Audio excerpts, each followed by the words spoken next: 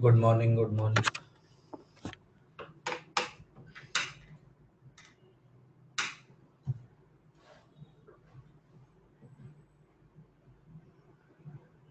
Audio video सब clear है?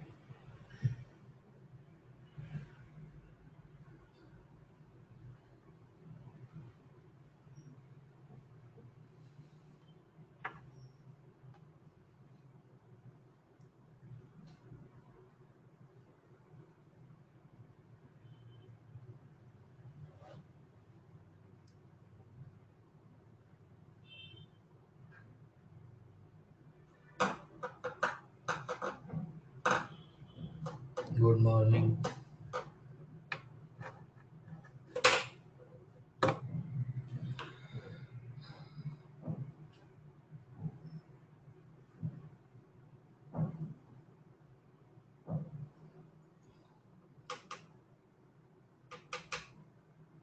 Good morning.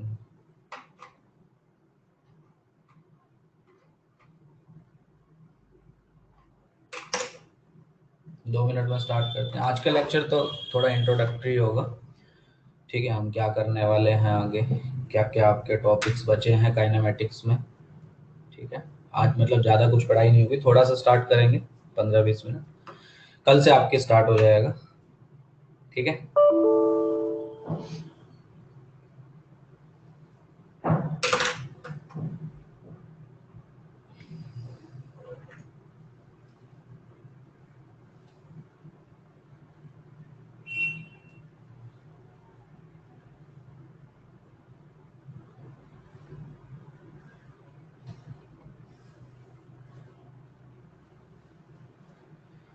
चल। तो जिनको मेरे बारे में नहीं पता है, वैसे नए लोगों किसी को पता नहीं होगा, तो my name is Deepak Sharma.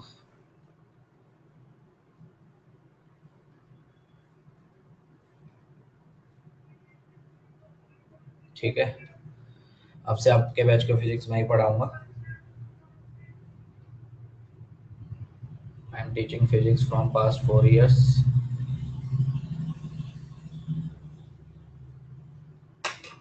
As देख के लगता नहीं है ना?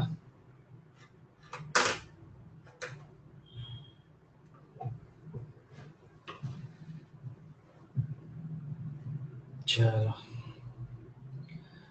तो आगे बढ़ने से पहले एक दो चीजें मुझे पूछनी थी। सबसे पहला, सोल्विंग के लिए क्या क्या कर रहा हूँ, मतलब पीयूष सर ने क्या क्या बोला है।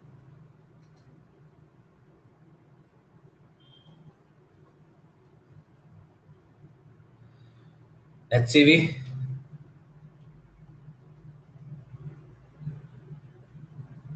HCV कर रहे हो?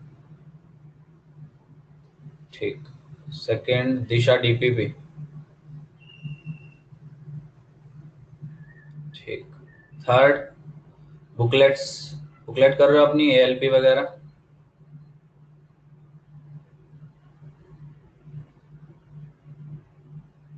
अरिहंत DPP या दिशा DPP, या दोनों कर रहे हो?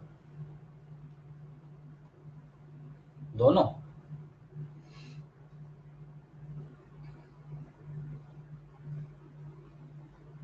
ठीक।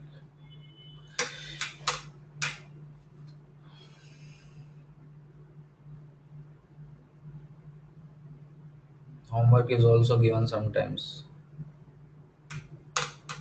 ठीक। तो हम अब से जो हम लोग करेंगे उसमें दिशा DPP तो हम लोग नहीं करेंगे। ठीक है, because there are so many errors in Disha DPP, so many errors. तो दिशा DPP हम लोग नहीं करेंगे। ठीक, अरिहंत की DPP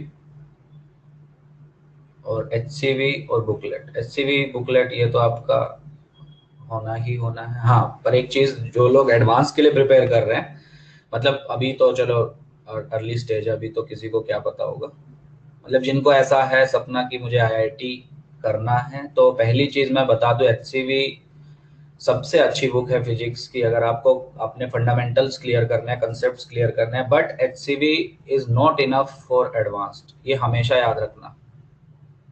ठीक है, किसी को अगर लग रहा है कि मैं सिर्फ HCV करके एडवांस निकाल लूंगा, मुश्किल नहीं, नामुमकिन है। ठीक है, so this book is not enough for advanced. Advanced के लिए अगर आपको प्रिपेयर करना है तो आपको पैरेलली बुकलेट करनी ही पड़ेगी। जो जो आपको होमवर्क दिया जा रहा है, जो जो बोला जा रहा है, वो सब आपको करना पड़ेगा। ठीक है, so your booklet is designed for advanced. ठीक है, but HCV that is not enough for advance, ये हमेशा याद रखना। ठीक है, हाँ, आपके फंडामेंटल्स क्लियर करने के लिए सबसे अच्छी बुक है वो। आपके कंसेप्ट्स क्लियर करने के लिए, मतलब फंडामेंटली अगर आप बात करें, दैट इज वेरी स्ट्रॉन्ग। ठीक है, पर एडवांस्ड के लिए सफिशिएंट नहीं है, ये चीज मैं बार बार बोल रहा हूँ, ध्यान देना है। सिर्फ एचसीवी सॉल्व करके आप क्लियर नहीं कर सकते, ये हमेशा याद रखना। ठीक, तो अब से हम जो सॉल्विंग करेंगे, अभी तक आपने जो, ठीक है, अब से हम जो सॉल्विंग करेंगे वो करेंगे HCV first and second your booklet, और उसके अलावा कुछ करेंगे तो मैं वो बताऊंगा। अभी के लिए दिशा डीपीपी और अरिहंत डीपीपी आपको अभी नहीं करनी है। ठीक है, इस चैप्टर के लिए कर सकते हो काइनेमेटिक्स, क्योंकि चल रहा है तो इसके लिए कर सकते हो। नेक्स्ट चैप्टर जो हम पढ़ेंगे NLM, Newton law of motion, वहां से आपको सिर्फ एचसीवी और बुकलेट करना है, और जो मैं बोलूंगा सिर्फ उतना। ठीक है, मतलब अभी कुछ ऐसा डिसाइड नहीं है कि क्या करना है, पर एचसीवी और बुकलेट ये तो हमको करना ही है। ठीक, तो सबके पास सॉफ्ट कॉपी है एचसीवी की, है ना? बुकलेट की भी होगी ऑब्वियसली, बुकलेट की तो हार्ड भी होगी सबके पास एकेडमी से जो मिली है। ठीक है, ठीक है, एचसीवी की अगर हार्ड भी है तो बहुत अच्छा है, अगर नहीं है किसी के पास तो आप ऑनलाइन ऑर्डर कर सकते हैं। ठीक है, 180 170 की कुछ आती है शायद, 1 वॉल्यूम, 2 वॉल्यूम आते हैं आपके। ठीक है, तो आप ऑनलाइन ऑर्डर कर सकते हैं एचसीवी वॉल्यूम 1 वॉल्यूम 2, या सॉफ्ट से अगर करना चाहे तो कर सकते हैं। ठीक है, अच्छा, तो ये हो गया हमारा हम सॉल्विंग के लिए। नहीं, वॉल्यूम टू अभी अभी लेने की जरूरत नहीं है। वॉल्यूम टू मतलब आपको लगेगा अप्रोक्सीमेट अभी 7 to 8 मंथ्स अभी और लगेगा वॉल्यूम टू के लिए। वॉल्यूम टू मतलब बेसिकली 12th। ठीक है, वहां तक जाने में हमको फेब तक तो लग ही जाएगा, फेब मार्च तक हमको लग जाएगा। अभी आपको वॉल्यूम 1 ले लोगे तो दैट विल बी सफिशिएंट। ठीक है, एनसीईआरटी, मतलब मेरे से पर्सनली अगर पूछो तो एनसीईआरटी में रिकमेंड नहीं करता हूँ, बिकॉज एनसीईआरटी का जो लेवल है वो बहुत नीचे है as compare to JEE main, और हमको तो बेसिकली फोकस करना है जेई मेन और एडवांस्ड पे। तो एनसीईआरटी का जो लेवल है वो बहुत नीचे है, जेई मेन से भी और एडवांस के तो आसपास ही नहीं है। एडवांस तो सबको पता है जेई मेन से बहुत हार्ड होता है। ठीक है, हाँ, कुछ चैप्टर्स के लिए मैं एनसीईआरटी आपको रिकमेंड करूंगा ओनली फॉर रीडिंग थियरी, और कुछ भी नहीं, कोई सॉल्विंग उससे आपको नहीं करनी है, कोई न्यूमेरिकल उससे सोल्व नहीं करना है, बच्चों वाले न्यूमेरिकल्स दिए हुए हैं इसमें।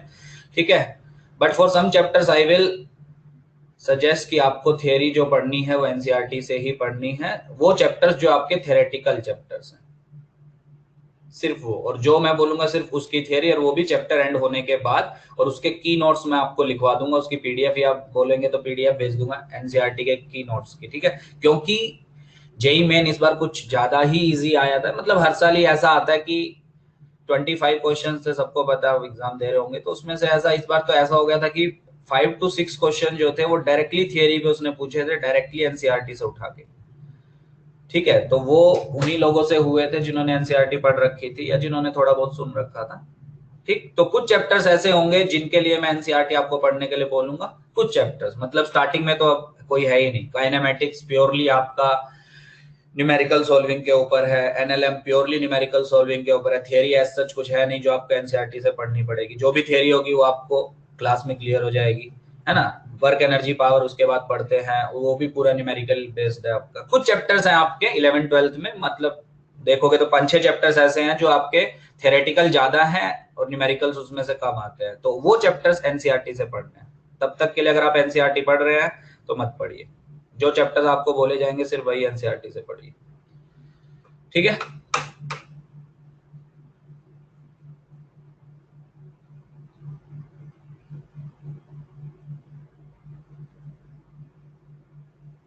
ठीक ठीक, तो अब से आपको जो करना है सोल्व, फिर से मैं रिपीट करता हूं, अब से आपको जो सोल्व करना है that is HCV first and second is your booklet. ठीक है, बुकलेट आपको एडवांस लेवल तक का फील देगी और एचसीवी आपको आपके कंसेप्ट्स क्लियर करने में हेल्प करेगी। ठीक है, वो एडवांस के लिए नहीं है बुक, क्योंकि उसमें जो न्यूमेरिकल्स हैं वो कुछ न्यूमेरिकल्स हैं हर चैप्टर में 4 या 5 जो एडवांस लेवल को टच करते हैं, बाकी 4 या 5 न्यूमेरिकल सोल्व करने से आप एडवांस की प्रैक्टिस नहीं कर पाएंगे। उसके लिए आपको बहुत सारे न्यूमेरिकल चाहिए, बहुत सारी प्रैक्टिस चाहिए। इसलिए मैं बोल रहा हूँ एचसीवी जो है that is not enough for advance. ठीक है, बार बार ये चीज बोल रहा हूँ, तो उस पर ध्यान दो थोड़ा। ठीक है, चलिए। तो हाँ, एक चीज और, अभी तक फिजिक्स कैसी लग रही है? इजी लग रही होगी?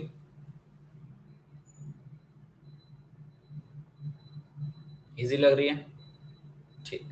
जो मुश्किल फिजिक्स है वो अब से स्टार्ट होगी, आज से ही, मतलब प्रोजेक्टाइल मोशन से। मतलब प्रोजेक्टाइल उतना हार्ड नहीं है। हाँ, इसके बाद जब हम एनएलएम पढ़ेंगे, ठीक है, और उसके बाद जब वर्क एनर्जी पढ़ेंगे, मतलब धीरे धीरे फिजिक्स आपको पता चलेगा फिजिक्स एक्चुअल में होता क्या है। ठीक है, और one of the most interesting subject है।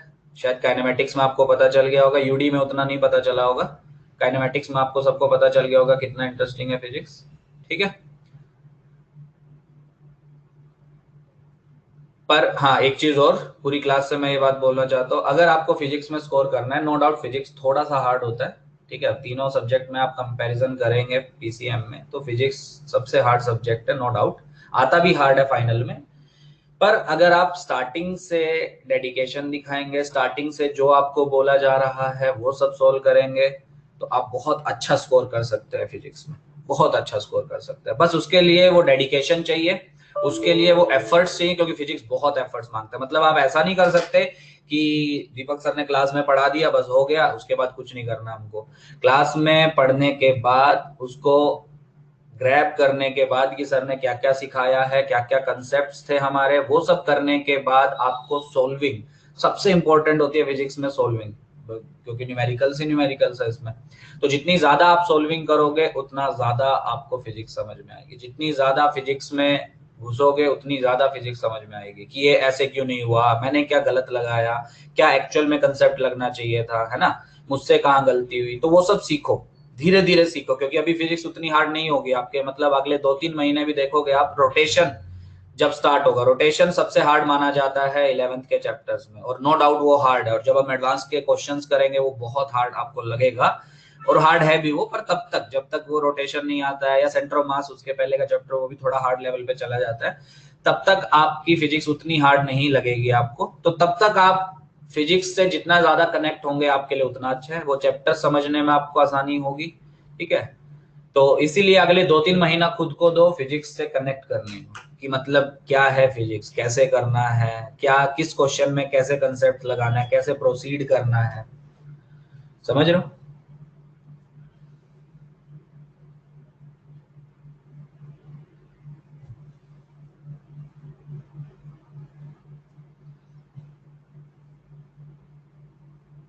ठीक है, और कोई भी दिक्कत आए, कुछ भी ना समझ में आए, क्लास में पूछो, सर ये कैसे कराया आपने, ये कंसेप्ट कैसे बताया, 50 बार पूछो, कोई टेंशन नहीं है। मैं अनम्यूट भी कर देता हूँ।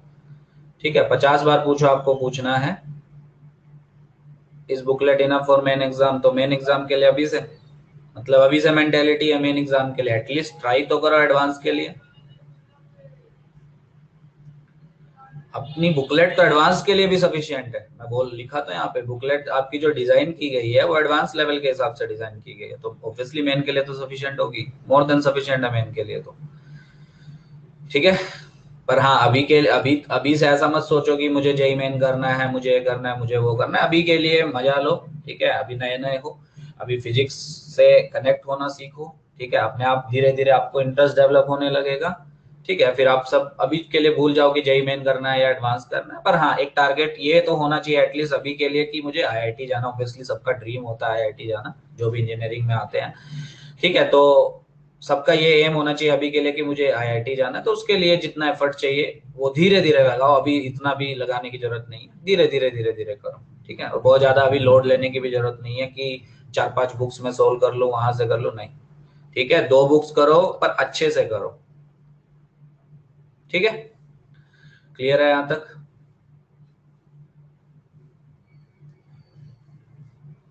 क्लियर है? ठीक। पर हाँ, मैं पूरी क्लास से एक चीज चाहता हूँ, मतलब मैं बार बार ये चीज बोलता हूँ कि फिजिक्स हार्ड है, सबको पता है, और स्पेशली क्या बोलते हैं, इंजीनियरिंग वाले स्टूडेंट्स के लिए काफी हार्ड होती है, मतलब मेडिकल की नीट वालों की उतनी हार्ड नहीं होती है, उतनी क्या मतलब अगर एडवांस के कंपैरिजन में देखो तो आधी भी नहीं होती है। तो हार्ड है नो डाउट, और एडवांस के लिए काफी हार्ड है नो डाउट। मैं डराना नहीं चाहता हूँ किसी को, अपने एक्सपीरियंस से बता रहा हूँ, काफी हार्ड है एडवांस्ड के लिए, पर उसके लिए एफर्ट्स चाहिए। फिर अगर आपको देखो आईआईटी जाना उतना आसान नहीं है, अगर आपको जेई एडवांस क्लियर करना है, आईआईटी में अपना रैंक अच्छा करना है, तो आपको एफर्ट्स भी बहुत ज्यादा चाहिए as compare to a student who is preparing for JEE main only. JEE main के लिए उतनी प्रिपरेशन नहीं लगती है, उतने एफर्ट्स नहीं लगते हैं जितना जेई एडवांस्ड के लिए लगते हैं, तो वो एफर्ट्स लगाओ। और मैं फिर से वही बात बोलूंगा कि स्टार्टिंग में उतना मत करो कि स्टार्टिंग से ही परेशान हो जाओ कि अरे एडवांस तो क्या है ये, वो धीरे धीरे करो। मतलब स्टार्टिंग के चैप्टर में उतनी नीड भी नहीं है, ठीक है। शुरू के 2-3 महीना अपने आप को टाइम दो, आराम से करो, क्योंकि वो चैप्टर्स हार्ड नहीं है, आराम से आप कर लेंगे। पर हाँ, जैसे जैसे चैप्टर हार्ड होने लगेंगे वो मैं बता दूंगा, वैसे वैसे आपके एफर्ट्स भी बढ़ने चाहिए, वैसे वैसे आपकी डेडिकेशन भी दिखनी चाहिए, ठीक है। तो आई होप सब वो डेडिकेशन दिखाएंगे फिजिक्स में अगले 2 साल जो हमारे पास है। उम्मीद करता हूँ सब लोग बहुत अच्छे से करेंगे, ट्राई करना एटलीस्ट, नहीं होगा तो वो तो बात की बात है, पर ट्राई करना। क्लियर है ये चीज, और करोगे तो बिल्कुल मुश्किल नहीं है। टीचर की बात मानोगे, सर ने आज ये दिया है सोल्व करने को तो आज मैं ये सोल्व करूंगा, नहीं हुआ तो सर से डाउट पूछूंगा, रेगुलरली डाउट्स पूछेंगे, क्लास में जो सर ने पढ़ाया है वो रेगुलरली पूछेंगे जो डाउट आ रहा है, ठीक है। तो आराम से होता है। तुम्हारे सामने एग्जाम्पल है, देख जिसका रिजल्ट भी देख के आए होगे आप, फिजिक्स में 100 आया, देखा है ना।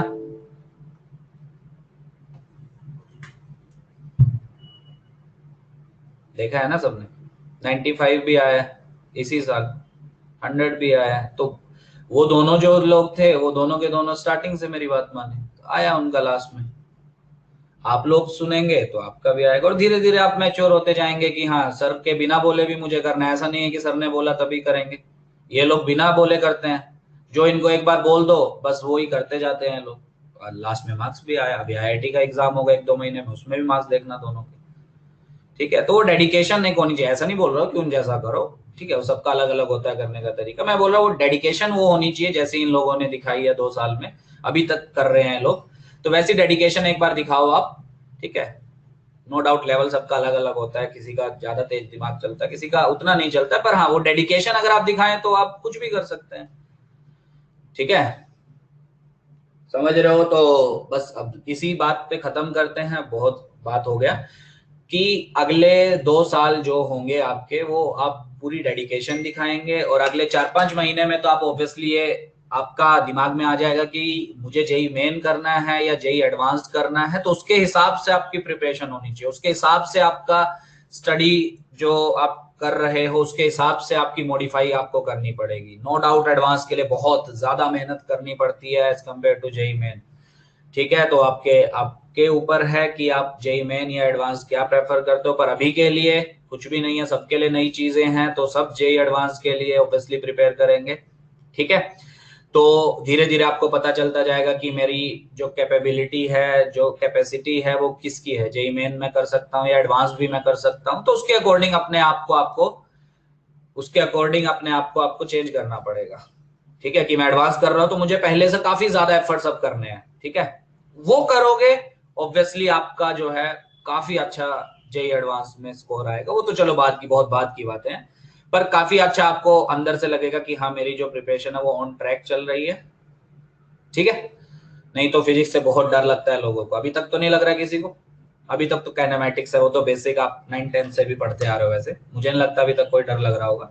धीरे धीरे डर लगने लगता है फिजिक्स में, पर अगर आप स्टार्टिंग से सीरियस होकर पढ़ेंगे तो आप वो डर भी अपने अंदर से निकाल देंगे, ठीक है। सारी चीजें क्लियर है सबको, क्या हमको करना है, कैसे करना है, वो तो मैं धीरे धीरे बताते जाऊंगा, फर्स्ट क्लास में सारी चीजें नहीं बताई जाती है, ठीक। हाँ दूसरी चीज, सर ने शायद अभी तक एडवांस लेवल के क्वेश्चन नहीं, मैंने सर से पूछा था, उन्होंने शायद नहीं कराए क्योंकि तुम नीट के साथ शायद क्लासेस अटेंड कर रहे थे, और नीट लेवल में उतना रिक्वायर्ड नहीं होता है, जैसा मैंने बोला नीट में तो बहुत कम रिक्वायर्ड होता है क्वेश्चंस का लेवल। तो अब से क्योंकि तुम्हारा बैच सेपरेट हुआ है फिजिक्स के लिए, इंजीनियरिंग वाले अलग गए हैं, मेडिकल वाले अलग गए हैं, तो अब से मैं स्टार्टिंग में नहीं, बीच बीच में नहीं करवाऊंगा, अब से मैं जैसी चैप्टर आपका एंड होगा मैं आपका एडवांस्ड लेवल के क्वेश्चंस कराऊंगा हर चैप्टर में, ठीक है। मतलब हर टॉपिक में, जैसे सपोज 1D खत्म हो गया, चलो वो तो सर ने करवा दिया होगा, उसका मैं नहीं करवा रहा हूँ कुछ भी। तो 1D जैसे खत्म हुआ, जब तक 1D चल रहा है तब तक आपका जेई मेन या थोड़ा सा एनसीईआरटी वैसे लेवल के क्वेश्चंस रहेंगे। पर जैसे ही 1D खत्म हुआ, आपने अच्छे से प्रिपेयर किया, उसके बाद हम एडवांस के क्वेश्चंस करेंगे, ठीक है। तो थोड़े हार्ड लगेंगे आपको, पर इसका ये मतलब नहीं है कि फिजिक्स मुश्किल हो गई है। वो हार्ड लगेंगे तो उतना दिमाग लगाओ अपना, ठीक है। तो अब से आपके जेई एडवांस के क्वेश्चंस भी क्लास में होंगे। हाँ, बहुत ज्यादा नहीं हो पाएंगे, नो डाउट, ठीक है। प्रैक्टिस भी तो करनी है ना, तो क्वेश्चंस कम सोल्व करेंगे, कंसेप्ट ज्यादा पढ़ेंगे हम लोग, और सोल्विंग आपको ज्यादा करनी है। डिस्कशन रेगुलर होगा, उसकी टेंशन नहीं है, ठीक है। तो अब से आपके जेई एडवांस लेवल के क्वेश्चंस भी हर टॉपिक के बाद आपके स्टार्ट होंगे। ये आपके लिए एक नई चीज है। सर ने शायद कराए हो, नहीं कराए हो, मुझे उतना पता नहीं है। सर ने बोला था कि मैंने अभी तक एडवांस लेवल के क्वेश्चंस नहीं कराए। आपने एएलपी पर की होगी, एएलपी में, एएलपी का तो मतलब ही वही है, एडवांस लेवल प्रॉब्लम्स की होगी, किया ना सबने। पर हाँ, काइनेमेटिक्स की एएलपी उतनी हार्ड नहीं लगी होगी। एज आई सेड की काइनेमेटिक्स उतना ज्यादा हार्ड चैप्टर नहीं है आपका, और मजा भी आता है। 9th-10th की चीजें यूज होती है, अब थोड़ा सा ऊपर के लेवल पे यूज होती है, ठीक है। तो आपको एएलपी उतनी हार्ड नहीं लगी होगी। पर हाँ, कुछ हार्ड क्वेश्चंस हम करेंगे जो इवन एएलपी में भी नहीं दिए हुए हैं, उसको आपको थोड़े अजीब लगेंगे कि काफी मुश्किल है, पर मजा भी आएगा, ठीक है। तो मैं बार बार ये चीज, फिर से लास्ट बार ये चीज बोल रहा हूँ कि थोड़ी सी हार्ड आपको लगेगी जब हम क्वेश्चंस वगैरह डिस्कस करेंगे। नहीं आ रहा है तो 50 बार पूछो कि सर ये आपने कैसे किया, मैंने ये कंसेप्ट लगाया था, ये गलत क्यों हो गया, 50 बार पूछो, ठीक है। पर ऐसा मत सोचना कि ये तो बहुत हार्ड होता जा रहा है, तो एफर्ट्स लगाओ उतने। हार्ड होंगी चीजें तो इसका ये मतलब नहीं है कि हम उसको छोड़ दें, एफर्ट्स लगाओ। और बोलो, क्लियर है ये चीज? छोड़ना नहीं है बिल्कुल भी, एफर्ट्स डालो अपने। और हार्ड लग रहा है तो बोलो मैं 10 घंटा पढ़ रहा था तो मैं 12 घंटे पढ़ूंगा, पर एफर्ट्स डालोगे तो बिल्कुल होगा। छोड़ना नहीं है। जिसका भी मैं एग्जांपल बार बार दे रहा था अभी, कोई भी चीज नहीं छोड़ता है वो, कोई भी चीज। मतलब थोड़ी हार्ड लगे, ठीक है, उसको टाइम दो, सबका यही होता है, टाइम दोगे तो सब चीजें आएंगी। बस छोड़ दोगे तो फिर तो कुछ नहीं आएगा, वो तो ऑब्वियस सी बात है। हाँ, छोड़ना नहीं फोड़ना, सही बात। छोड़ना तो इज नॉट एन ऑप्शन ना, वो तो हमारा कोई ऑप्शन ही नहीं है हमारे लिए। छोड़ दोगे तो फिर कुछ भी नहीं होगा, तो एफर्ट्स डालो, ठीक है। चलिए फिर अब स्टार्ट करते हैं, बहुत बातें होगी, धीरे धीरे बातें और करेंगे, ठीक है। चलिए, तो 1D आपका पूरा हो गया। अब क्या क्या हो गया उस पर बात करते हैं। 1D पूरा हो गया, मतलब मोशन अंडर ग्रेविटी भी। तो 1D का last topic motion under gravity ही आता है, ठीक। अच्छा, 1D का मतलब क्या होता है ये पता है सबको? मतलब अब तो 1D आप पूरा पढ़ चुके हैं, इतने दिनों से पढ़ रहे हैं। 1D का मीनिंग क्या होता है वो पता है सबको? पता है? प्लेन, प्लेन होता है 1D, मतलब कोई एक एक्सिस। प्लेन तो आपका 2D हो जाएगा ना, और स्पेस पे बात करोगे तो स्पेस आपका 3D हो जाएगा, ठीक है। कोई भी एक एक्सिस, मतलब आपका एक्स एक्सिस या वाई एक्सिस, कैसा भी। जैसे for example motion under gravity आपने जो पढ़ा होगा, उसमें हम पार्टिकल को ऊपर फेंकते हैं या ऊपर से रिलीज करते हैं, तो ऐसा एक स्ट्रेट लाइन पाथ फॉलो करता है अलोंग वाई एक्सिस। मतलब जनरल हम कन्वेंशन जो लेते हैं वो हम इसको वाई एक्सिस पढ़ते हैं बचपन से, इसको एक्स एक्सिस पढ़ते हैं। वीडियो दिख रही है सबको? ठीक है, इसको कल से एकेडमी में ही लूंगा मैं क्लास, तो और बेटर दिखेगा। तो इसको एक्स एक्सिस बोलते हैं, इसको वाई एक्सिस बोलते हैं, जनरल कन्वेंशन हमारा। तो जब आप मोशन अंडर ग्रेविटी की बात करते हैं तो वो आपका, आप बोल सकते हो कि वाई एक्सिस के अलोंग मोशन हो रहा है, ठीक है। तो उसमें एक्सेलरेशन क्या होती है सबको पता है, -g होती है, ठीक है। उसमें हम हाइट कैसे निकालते हैं, कितना टाइम लगता है हाईएस्ट पॉइंट तक जाने पे, और सबको पता होगा नीचे से, मतलब जहां से आपने प्रोजेक्शन किया है, पार्टिकल को प्रोजेक्ट किया है, वहां से हाईएस्ट पॉइंट तक जाने में और हाईएस्ट से नीचे आने में आपका जो मोशन होता है वो एकदम सिमेट्रिक होता है। ये चीज पता है? मतलब जितना टाइम वो नीचे से हाईएस्ट पॉइंट तक जाने में लेता है पार्टिकल, उतना ही हाईएस्ट से नीचे आने में लेता है, ठीक है। या एक दो चीजें आप इसमें और ऐड कर सकते हो खुद से, अगर आप लॉजिकली चीजें समझ रहे हो। कि सपोज सर, अगर कोई पार्टिकल आपका नीचे से स्टार्ट हुआ, कुछ तो हमने यू स्पीड से उसको प्रोजेक्ट किया, ठीक है।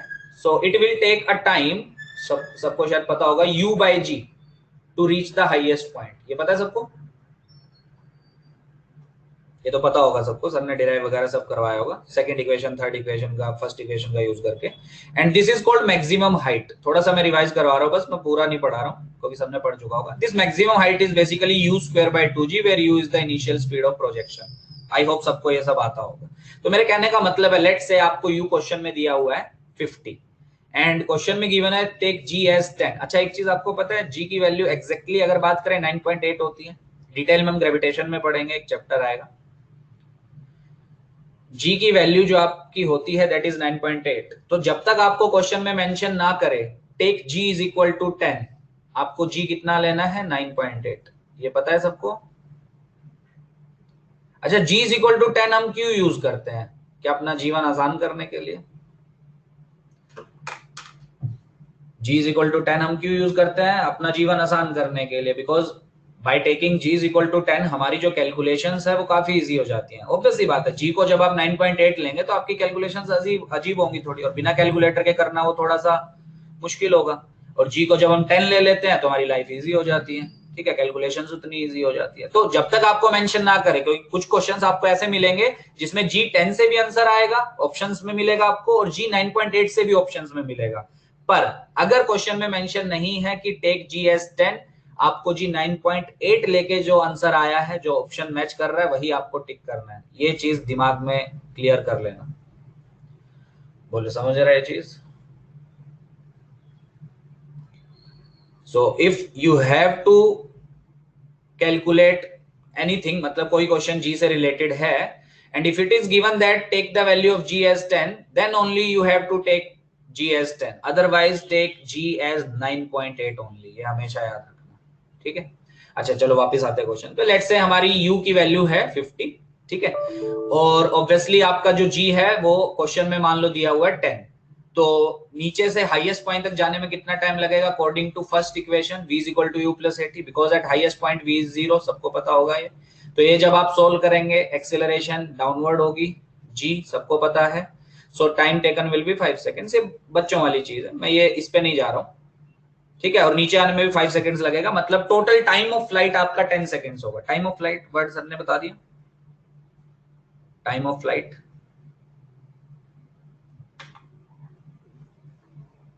Time of flight term sir ने बताई है, ठीक है। चलो वैसे वो वनडी में उतना यूज नहीं होती है, मैं बता देता हूँ। Time of flight is basically the time taken by particle in complete journey, ठीक है। मैं बाद में लिखवा दूंगा जब हम अभी 2D स्टार्ट करेंगे आज। सो time taken by particle in complete journey, तो कितना होगा टाइम ऑफ फ्लाइट बोलो इस क्वेश्चन में जो मैंने दिया? 10 seconds obviously, है ना। so time taken by particle in complete journey is called time of flight। एक नई टर्म आपके लिए है, ठीक है, and it is denoted by capital T। so capital T in this question will be 10 seconds obviously। तो होता क्या है, अगर आपने अच्छे से मोशन अंडर ग्रेविटी समझा होगा तो आपको एक चीज समझ में आई होगी कि 5 सेकेंड अगर इसको ऊपर जाने में लगा तो इसको 5 सेकेंड नीचे आने में लगेगा ऑब्वियसली। अच्छा तो क्या सिमिट्री की वजह से, एक चीज मुझे बताओ, अगर मैंने इसको 50 से प्रोजेक्ट किया था, लेट से मैंने क्वेश्चन में बोल दिया था आपको 50, तो मेरा एक क्वेश्चन है, हाईएस्ट पे जाके इसकी स्पीड 0 होनी है, नो डाउट, सबको पता है। जब ये वापस ग्राउंड को हिट करेगा नीचे की जर्नी में, डाउनवर्ड जर्नी में, या रिटर्न जर्नी, जो भी आपको नाम अच्छा लगे, तो रिटर्न जर्नी में जब ये वापस ग्राउंड को हिट करेगा, will it hit with the same speed 50 meter per second, और less than 50, more than 50? 50 meter per second. Symmetry से समझ में आ रहा है सबको? सेम है, आप इक्वेशंस यूज करके कर सकते हैं। डाउनवर्ड जर्नी के लिए आपका u कितना हो जाएगा? 0। u मतलब इनिशियल स्पीड। डाउनवर्ड के लिए क्या होगा? अपवर्ड के लिए, ठीक है, अपवर्ड के लिए आपका जो फाइनल स्पीड था वो रिटर्न जर्नी के लिए इनिशियल स्पीड बन जाएगा, ठीक है। a will be again minus g, downward है वो तो हमेशा पूरे मोशन में, चाहे आप अपवर्ड में देखें चाहे आप डाउनवर्ड जर्नी में देखें, a हमेशा डाउनवर्ड एक्ट करेगा, सबको पता होगा, माइनस जी, ठीक है। कुछ लोग गलती से पता है क्या करते हैं, पार्टिकल अगर अपवर्ड जर्नी परफॉर्म कर रहा है तो उसका जो एक्सीलरेशन है वो ऊपर ले लेते हैं। एक्सीलरेशन हमेशा नीचे लगेगा, चाहे वो अपवर्ड जर्नी कर रहा हो चाहे वो डाउनवर्ड जर्नी कर रहा हो। ये चीज पता है सबको? आई होप ये सारी चीजें पता होगी, इसलिए मैं डीप में नहीं जा रहा हूँ, ये सब पता है ना सबको, ठीक है। सो अगेन जब आपको पता है कि भाई टाइम जो लगने वाला है, ठीक है, कहां से? हाईएस्ट पॉइंट से ग्राउंड को जब ये स्ट्राइक करेगा पार्टिकल, उसमें जो टाइम लगने वाला है दैट इज अगेन 5 सेकेंड्स, जाने में जो लगा था। तो again on using first equation of kinematics, v is equal to u plus 80, you will get v as 50, ठीक है। मुझे नहीं लगता सबको इसमें कोई डाउट होगा। हाँ, a की वैल्यू आप प्रॉपर साइन के साथ यूज करेंगे, a इज माइनस जी, तो v आपका -50 आएगा। क्या ये भी आपको समझ में आ रहा है माइनस क्यों आ रहा है? -50 क्यों आ रहा है वो भी समझ में आ रहा है? आ रहा है सबको? बिकॉज पार्टिकल की जो वेलोसिटी है क्या वो नीचे की तरफ है, और नीचे की जो डायरेक्शन है वो मैंने नेगेटिव पकड़ी है। अगर वो मैं पॉजिटिव पकड़ूंगा तो नीचे वाली पॉजिटिव आ जाएगी। सिंपल सा लॉजिक है वो तो। मतलब बेसिकली आपने कैसे क्वेश्चन सोल्व किए होंगे मैं आपको बताता हूँ, और बताना वैसे किए हैं कि नहीं। आपने कोई एक डायरेक्शन को आपने पॉजिटिव पकड़ा होगा और ऑपोजिट को आपने नेगेटिव पकड़ा होगा। और जनरली जो हम बचपन से पढ़ते आ रहे हैं तो आपने ऊपर की जो डायरेक्शन है उसको पॉजिटिव लिया होगा और नीचे की डायरेक्शंस को नेगेटिव लिया होगा। ऐसे किया था आपने? तो पूरी जर्नी में आपने ए को क्या लिखा होगा? -g। क्यों? क्योंकि ए तो पूरी जर्नी में नीचे की तरफ लगता है आपका, चाहे आप पार्टिकल ऊपर जा रहा हो चाहे आपका पार्टिकल नीचे आ रहा हो। सबके सब इंग्लिश हिंदी दोनों में कंफर्टेबल है ना? क्योंकि मैं मराठी में कंफर्टेबल नहीं। ठीक है, कोई लैंग्वेज में कोई डाउट हो तो बता देना। ठीक है। और आपने फिर ऐसा भी देखा होगा कि मान लो सपोज मैं किसी हाइट से मैं किसी पार्टिकल को नीचे की तरफ कुछ तो लेट्स से 10 मीटर पर सेकंड से प्रोजेक्ट करता हूं, तो आपने इसकी इनिशियल स्पीड -10 ली होगी। ये भी आपने यूज किया होगा। किया है ऐसी चीज?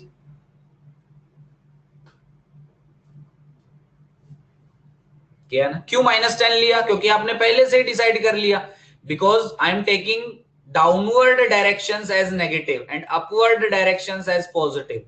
तो वेलोसिटी आपकी जो इनिशियल है वो डाउनवर्ड डायरेक्शन में है, so you have to take u as -10। ठीक है। एंड ए एज -10 -g, वो तो हमेशा डाउनवर्ड होती है। तो ये सारी वैल्यूज डालने के बाद आपका जो भी आएगा, जैसे आपको फाइनल वेलोसिटी क्वेश्चन में पूछा है v, तो वो भी आपका साइन के साथ आ जाएगा। और नेगेटिव साइन के साथ आया तो आप सीधा क्या बोलेंगे कि पार्टिकल जो फाइनली स्ट्राइक किया है वो डाउनवर्ड डायरेक्शन में स्ट्राइक किया, मतलब नीचे ट्रेवल करते हुए स्ट्राइक किया।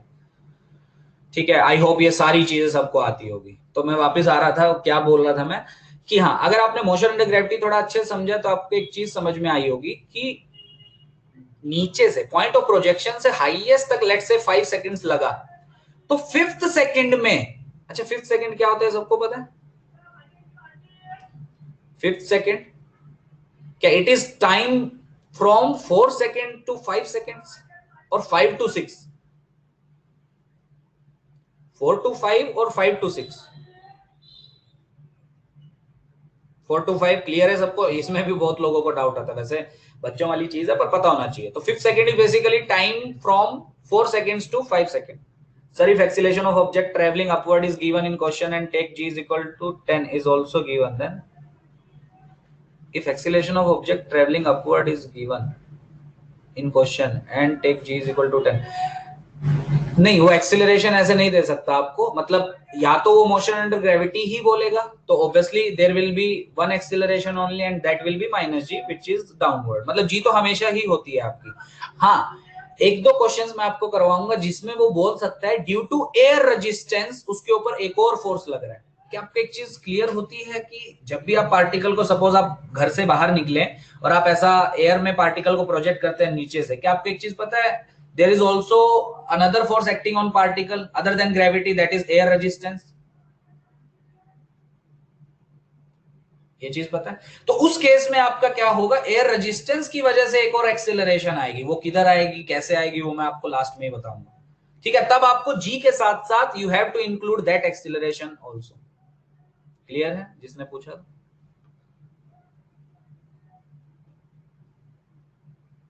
ठीक है, वो मैं बाद में बताऊंगा, अभी उस पर मत जाओ। ठीक है। और जेई मेन में तो ऐसा कभी नहीं पूछता, वो जेई एडवांस पे चला जाता है आपका। वो मुश्किल नहीं होता है, वो बस ऐसी जेई एडवांस के लेवल पे बोला जाता है वो। ठीक है। मतलब बेसिकली हम क्या करते हैं, जब भी हम मोशन अंडर ग्रेविटी पढ़ते हैं, इसके बाद जब हम अभी प्रोजेक्टाइल पढ़ने वाले हैं, स्टार्ट करेंगे थोड़ा सा, तो उसमें हम बेसिकली एक ही एक्सीलरेशन लेते हैं पार्टिकल की due to its weight. Obviously weight हमेशा डाउनवर्ड एक्ट करता है, तो उसकी वजह से एक्सीलरेशन जी आती है। जो हम जी पढ़ते आ रहे हैं ना बार बार, वो वेट की वजह से आती है। पता है चीज सबको? शायद सर ने बताई होगी, आप 9th-10th में भी ये सीख पढ़े होंगे। G is basically the acceleration of particle due to its weight. ये पता है सबको? पता है सबको? आई होप ये सबको पता होगा, मतलब 9th-10th में शायद बताया जाता है ये सब। अच्छा, वेट बेसिकली क्या होता है? क्या that is a force which particle exerts? Yes और नो? सोच के बताना अगर कभी पढ़ा है तो। वैसे हम एनएलएम में बहुत डिटेल में पढ़ेंगे ये सारी चीजें। क्या weight is basically a force that particle exerts? No. हाँ, very good Shah, very good. Weight is basically a force that earth exerts on every particle. Very good. Weight is basically a force that earth exerts on every particle. And आपको सबको पता होगा, शायद 9th में बच्चों वाली चीज है जो आप पढ़े होंगे, मुझे लगता है, याद नहीं है वो अलग बात है, कि अर्थ जो है, हिंदी में बताता हूं, वो हर पार्टिकल को अपनी तरफ अट्रैक्ट करती है विद अ फोर्स. एंड वो फोर्स हम ग्रेविटेशन में डिटेल में पढ़ेंगे. उसी फोर्स की वजह से आपका एक एक्सीलरेशन आती है जिसको हम जी बोलते हैं. ठीक है. और पता है तुमको एक मजेदार चीज मैं अभी से बताता हूं, ठीक है, बहुत फील लेने के लिए आपको ग्रेविटेशन चैप्टर पढ़ना पड़ेगा, वो जो बहुत बाद में आएगा रोटेशन के बाद, अभी से 4-5 महीने बाद. अभी से मैं आपको एक चीज बता देता हूं. आपको एक चीज पता है कि पार्टिकल का जो वेट होता है दैट डिपेंड्स ऑन पोजीशन, मतलब पार्टिकल कहां है उस पर डिपेंड करता है. ये तो पता होगा, ये तो मुझे लगता है 6-7 से पढ़ते आ रहे हो आप. क्या मास डिपेंड्स ऑन पोजीशन, मतलब पार्टिकल कहां है? मास, मास, मास, नो. मास डजंट डिपेंड कि पार्टिकल इज ऑन अर्थ और ऑन मार्स, ऑन मून, किस पे है, दैट डजंट मैटर. ठीक है. अगर आप 50 kg के हो, you will B 50 kg even on earth, on moon, on Mars. ये मुझे लगता है सबको पता होगा. But your weight will be different.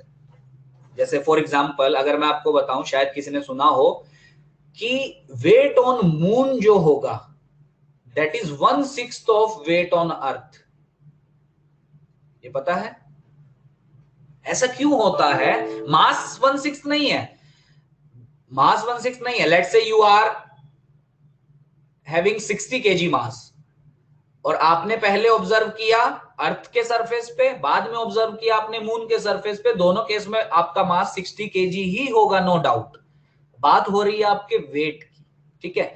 Your weight will be 1/6 on moon.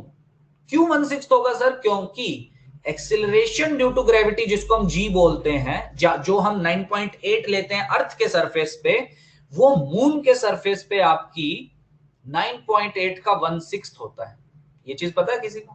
वैसे डिटेल में ग्रेविटेशन में आएगा, नो डाउट. ये चीज पता है, सुना होगा थोड़ा बहुत, है ना. Acceleration due to gravity on surface of moon is 1/6 of acceleration due to gravity on surface of earth. सही है. इसीलिए due to this relation between acceleration due to gravity, weight of a particle on the surface of moon, because weight is m into g. Obviously चाहे आप अर्थ पे बात करें चाहे आप मून पे बात करें, बस g अलग हो सकता है आपका. तो m तो आपका सेम है दोनों जगह. बिकॉज g इज 1/6, तो weight of particle on moon will be 1/6 of weight of particle on earth. पता है सबको?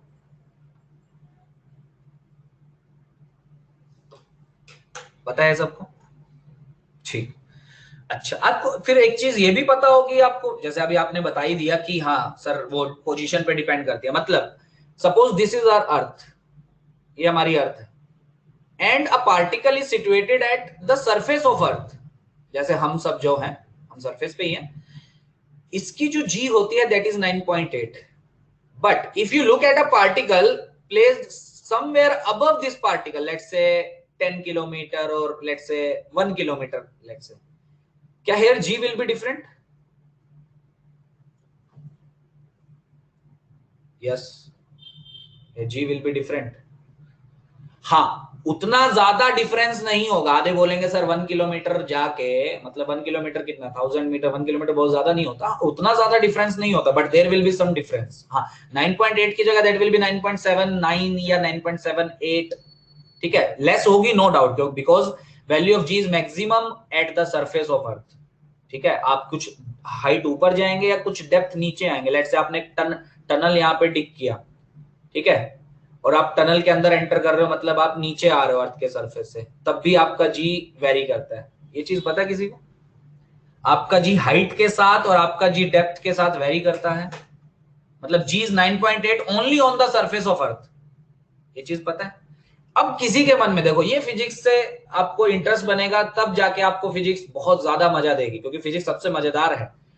क्या किसी ने ये चीज सोची? अच्छा, ये कब से पता थी आप लोगों को कि जी जो है वो हाइट के साथ वेरी करता है? 9th क्लास से 9-10, मतलब जो भी है. क्या किसी ने ये चीज सर से पूछी कि सर आपने questions obviously motion under gravity में किए होंगे कि आपने किसी पार्टिकल को लेट्स से 5000 मीटर हाइट पे लेके गए, 5 किलोमीटर हाइट पे लेके गए, किसी बिल्डिंग की हाइट पे। 5 किलोमीटर की कोई बिल्डिंग थी, वैसे 5 किलोमीटर बहुत ज्यादा होता है, चलो let's say 2 kilometre, 2000 metre height एक बिल्डिंग की थी, वहां से आपने पार्टिकल को ड्रॉप किया। क्या पूरी जर्नी में ए को माइनस जी लेते हैं 9.8? यस और नो?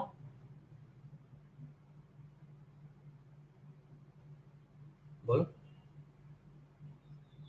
क्या आपने लेट्स से एक पार्टिकल को, लेट्स से आपके पास ये एक बिल्डिंग है and that building is of height let's say 2000 metre, 2 kilometre, and you release the particle from the top, release किया, obviously you will be zero, और आपसे क्वेश्चंस पूछे हैं बताओ पार्टिकल किस स्पीड से ग्राउंड को हिट करेगा। Obviously you will use v is equal to u plus at और v square is equal to u square plus 2as। ठीक है, you have to find v, u initial speed आपने particle को drop किया था, that will be zero. ये सब आता है इसलिए मैं जल्दी जल्दी करा रहा हूं। टू ए क्या लेंगे इस क्वेश्चन में, क्या माइनस जी? यस और नो? सब लोग बोला करो, माइनस जी लेंगे। एस क्या लेंगे?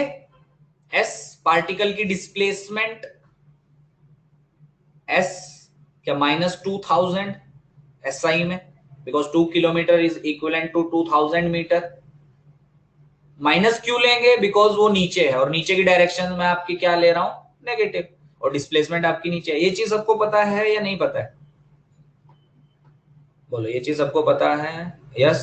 सो on solving we will be something under root 40,000 I guess, 4000 into g, मतलब टेक जी एस 10, तो that will be 40,000, so we will be 200। क्या सबको क्लियर है? यस। सो किसी के मन में क्वेश्चन नहीं आया सर हमने तो 9th-10th में पढ़ा था कि g depends on the position, मतलब g इज 10 या 9.8 only on the surface of अर्थ, पर ये तो आप किसी हाइट से पार्टिकल को प्रोजेक्ट किए हैं।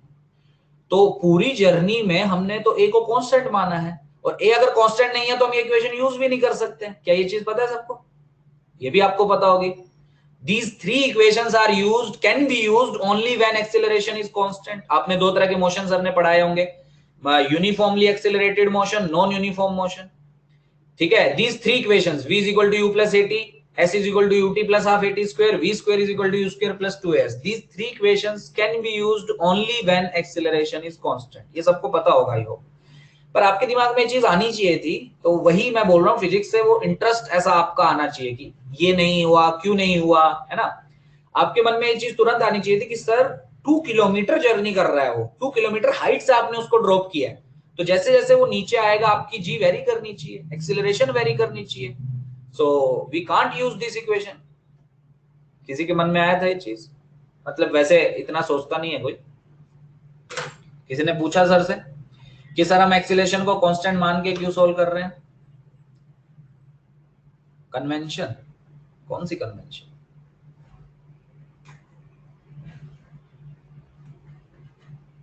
कन्वेंशन किसी को पता है ये चीज? मतलब सबने ये बात पे एग्री किया कि सर हाँ एक्सीलरेशन ड्यू टू ग्रेविटी जो है वो आपकी हाइट के साथ चेंज होती है, आपने 9th-10th में पढ़ा है, ये सबने एग्री किया इस बात पे। तो my question to you is, as the particle is traveling 2 kilometer distance, मतलब it is released from a height of 2 kilometer, 2000 meter, क्या इसकी एक्सेलरेशन वेरिएबल होनी चाहिए थी अकॉर्डिंग टू अवर कंसेप्ट? बोलो यस और नो? यस। तो क्यों हमने, और अगर होनी चाहिए ना एक्सेलरेशन वेरिएबल होनी चाहिए, और अगर होनी चाहिए तो हम ये इक्वेशंस यूज नहीं कर सकते। पर सर हमने तो पूरे मोशन अंडर ग्रेविटी में यही तीन इक्वेशंस यूज किए हैं, by taking acceleration as constant minus g. ठीक है, हमने तो ये तीन इक्वेशंस यूज किए पूरे मोशन अंडर ग्रेविटी में, इन्हीं तीनों से मैंने सोल्व किया। और आप अभी अभी बोल रहे हैं कि जी ए तो आपका वेरी करता है, जी तो आपका वेरी करता है हाइट के साथ, तो हमको तो फिर ये तीन इक्वेशंस यूज नहीं करनी चाहिए थी, पर हमने की। क्यों की? Due to an approximation. So हमने एक अप्रोक्सीमेशन पकड़ा है यहाँ पे, और लेटर ऑन ग्रेविटेशन में मैं आपको बताऊंगा कि जी नो डाउट आपका it depends on height, no doubt it depends on height, but आपको जी की वैल्यू में सिग्निफिकेंट चेंज तब ऑब्जर्व होता है जब आप बहुत ज्यादा हाइट पे जाते हैं, बहुत ज्यादा हाइट पे। लेट्स से आप जब तक आप अप्रोक्स 10 किलोमीटर या उससे ऊपर नहीं जाते हैं अर्थ के सरफेस से, जी में उतना वेरिएशन ऑब्जर्व नहीं होता है। बोलो ये चीज क्लियर है?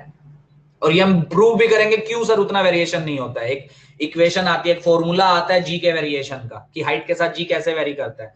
So basically if h is greater than or equal to 10 kilometer, then there is a significant drop in value of g। अब तुम खुद सोचो, अब लॉजिकली सोचो, क्या आपने जो एक्सीलरेशन ड्यू टू ग्रेविटी के क्वेश्चन किए हैं, क्या उसमें याद करो, आप नीचे से जब आप पार्टिकल को प्रोजेक्ट करते थे या ऊपर से आप पार्टिकल को जब रिलीज करते थे, क्या वो जो हाइट्स होती थी वो उतनी ज्यादा नहीं होती थी? याद करो, 50 मीटर 100 मीटर ऐसा पढ़ा होगा आपने, जो भी क्वेश्चंस आपने किए होंगे। तो उतनी हाइट पे देयर इज, मतलब जी में कोई चेंज होता ही नहीं है उतनी हाइट पे। 9.8 से 9.799 हो जाएगा। So can we assume acceleration to be constant for such small distances? Yes. तो वही अजम्पशन हमने लेके सोल्व किया, पर इसका ये मतलब नहीं है आप कंसेप्ट ये बना लो कि जी तो वेरी ही नहीं करता आपका, बिल्कुल करता है जी वेरी, ठीक है। But by taking this approximation, और अप्रोक्सीमेशन हमने क्यों लिया, नेग्लिजिबल चेंज होता है आपका, इसीलिए हम एक्सेलरेशन को कांस्टेंट मान सकते हैं। तो there is a significant drop in value of g, in value of g sorry. वो कब होता है? जब आपका एच, ये सब लिखो मत, मैं वैसे ही थोड़ा सा बता रहा हूँ, जब आपका एच जो है वो थोड़ा सा ज्यादा या इक्वल होता है 10 किलोमीटर की। और हमने 10 किलोमीटर वाले तो क्वेश्चंस करते ही नहीं है इसमें, मोशन ऑफ ग्रेविटी में। आप जितने भी करते हैं 50 मीटर मैक्सिमम हाइट होती है, 100 मीटर होती है, आपने किए भी होंगे। तो आई होप सबको ये चीज क्लियर हो रही होगी कि क्यों जी की वैल्यू हम कांस्टेंट मान के वो तीन इक्वेशंस यूज कर लेते हैं। क्लियर है ये चीज?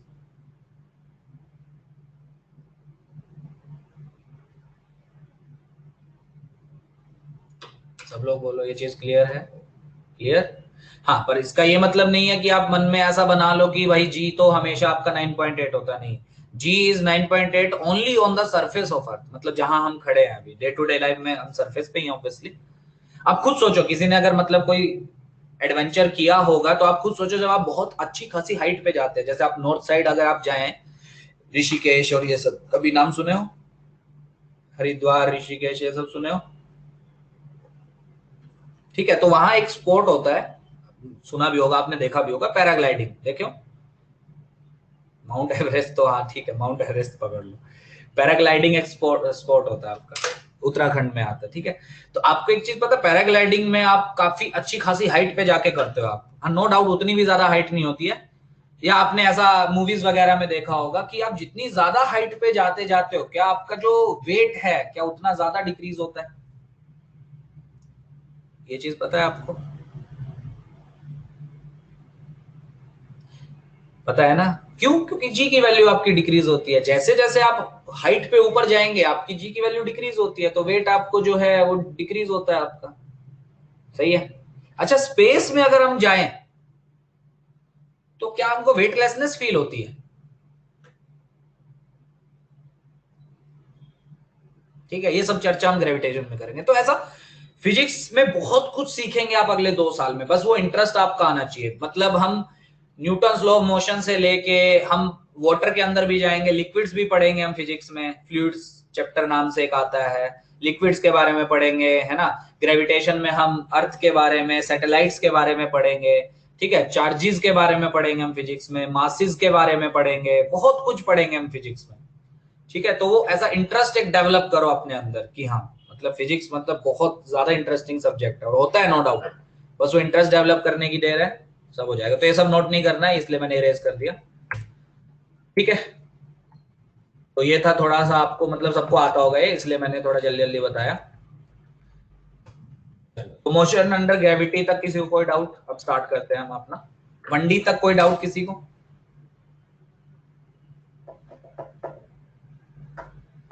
1D तक कोई डाउट? नो डाउट, सबको क्लियर है? 1D नो डाउट बहुत आसान है, पूरे चैप्टर का सबसे आसान टॉपिक आपका 1D। तो देखो, तो आपका जो काइनेमेटिक्स चैप्टर है बेसिकली 3 मेजर पार्ट्स में डिवाइड आप कर सकते हो, ठीक है। And those 3 parts R motion in 1 dimension, जो आपका कंप्लीट हो चुका है, मोशन इन 2 डायमेंशंस, जो उससे थोड़ा सा हार्ड है पर इजी है, नो डाउट उससे थोड़ा सा हार्ड है, ये हम आज से स्टार्ट करेंगे।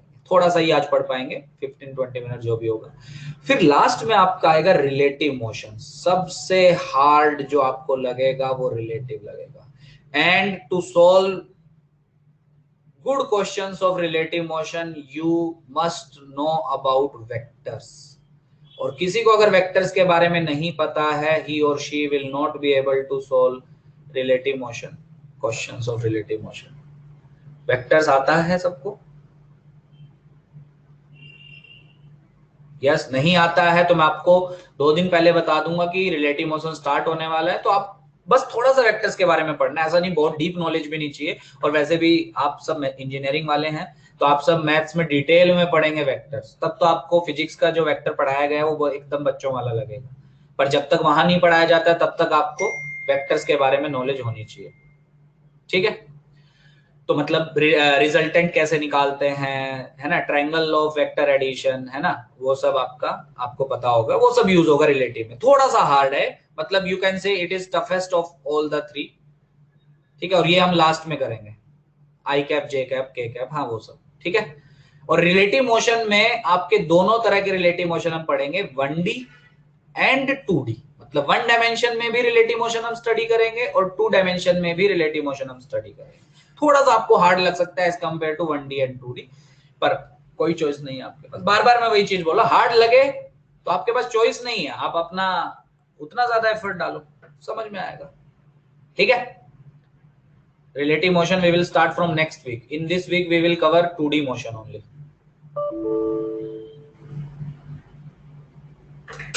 ठीक है। अच्छा, नाम से ही समझ में आ रहा होगा रिलेटिव मोशन मतलब, नाम से समझ में आ रहा है रिलेटिव मोशन मतलब आप एक के रिस्पेक्ट में दूसरे के मोशन को स्टडी करेंगे, समझ में आ रहा है नेम से। डिटेल में तो अभी नहीं कर रहे। रिलेटिव मतलब एक के रिलेटिवली आप दूसरे को देखेंगे, ठीक है। मतलब ऐसा कुछ होगा, मैं थोड़ा सा हिंट दे देता हूं। आज वैसे भी मैंने बोला आप आज जनरल इंट्रो होगा, मेगा टेस्ट मुझे नहीं पता है, मेगा टेस्ट का कुछ वो आप पीयूष सर से एक बार पूछिएगा या मैं पूछ के आपको बता दूंगा, ठीक है। Let's say this is A, this is B, 2D होगा क्या? अच्छा रिलेटिव में है ना, मतलब मेगा टेस्ट में नेक्स्ट संडे है ना, हाँ होगा। 2D कहां तक होगा वो मैं आपको बता दूंगा, पर थोड़ा सा होगा, बेसिक बेसिक ऑफ 2D, ठीक है। लेट्स से man A is moving with speed 5, या डे टू डे लाइफ में भी ऑब्जर्व करते हैं ये चीज। And man B is moving with speed let's say 2 metre per second. तो रिलेटिव में हम क्या पढ़ने वाले, थोड़ा सा आइडिया में देता हूं। जब आप बी, मतलब लेट से आप खुद अपने आप को बी मान लो, जब आप ए को ऑब्जर्व करेंगे, व्हेन पार्टिकल बी या man B observes man A, motion of man A, क्या मैन ए उसको 5 मीटर पर सेकेंड से चलता हुआ ऑब्जर्व होगा, अपीयर होगा या नहीं? नो, ये डे टू डे लाइफ में भी आप ऑब्जर्व करते हो। ट्रेन में जब आप जाते हैं, जैसा ट्रेन चलती है, आपको ऐसा ट्रीज पीछे की तरफ भागते हुए दिखाई देते हैं, देखियो कभी आपने ट्रेन से ट्रेवल किया होगा तो जब आप जाते हैं तो आपको ऐसा लगता है कि ट्रीज पीछे की तरफ जा रहे हैं, या जो बाहर जो लोग खड़े हैं, जैसे सपोज ट्रेन प्लेटफॉर्म से क्रॉस होके गई किसी प्लेटफॉर्म से, जैसे सपोज दोन जंक्शन से ऐसा ट्रेन आपकी गई और दोन जंक्शन पे अगर कोई खड़ा था प्लेटफॉर्म पे, तो आपको वो आदमी पीछे की तरफ जाता हुआ दिखाई देता है, ऑब्जर्व करते हुए, ऑब्जर्व किया है सबने, जाता है ना। क्यों होता है ये सब?